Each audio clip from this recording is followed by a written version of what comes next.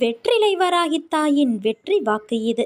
என் தங்கமே, எந்த விஷயத்திற்காக நீ அதிகமாக கவலைப்பட்டு கொண்டிருக்கிறாயோ அந்த விஷயம் உனக்கு சந்தோஷத்தை கொடுக்கும். நீயே ஆச்சரியப்படும்படி பல மாற்றங்கள் வரும். ஓம் வஜ்ரகோச வராகி தாயே என்று ஒரு முறை மனதார பதிவிடு.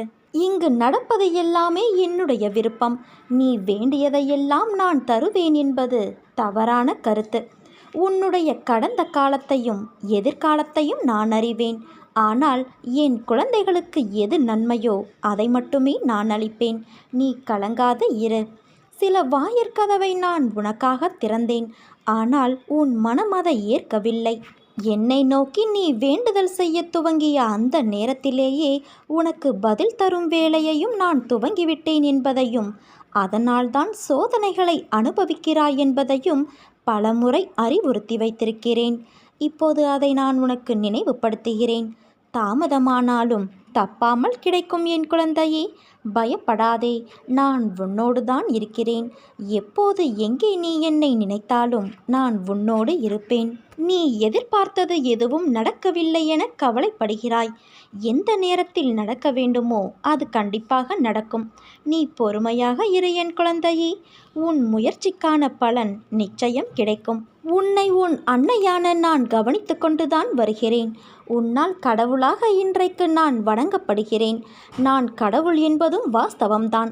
ஆனால் அந்த நிலையை மக்களுக்கு உணர்த்துவதற்குள் நான் எவ்வளவு பாடுபட்டேன் என்பதை நினைத்துப்பார்.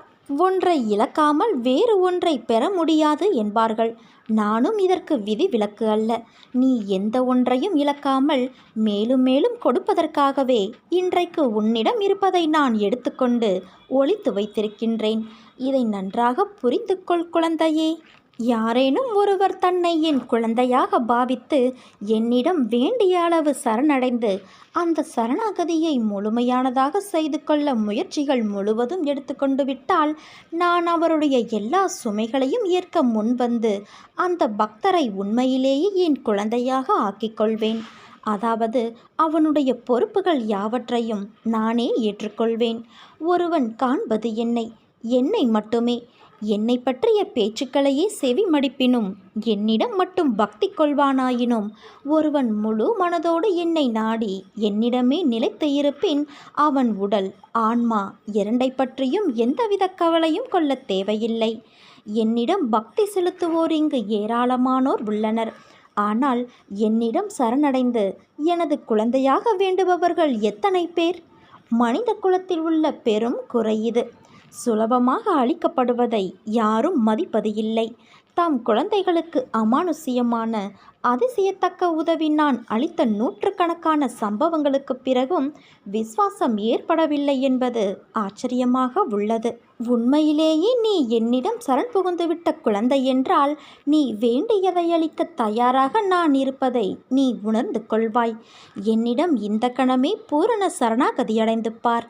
மற்ற எல்லாவற்றையும் நான் பார்த்து கொள்கிறேன்.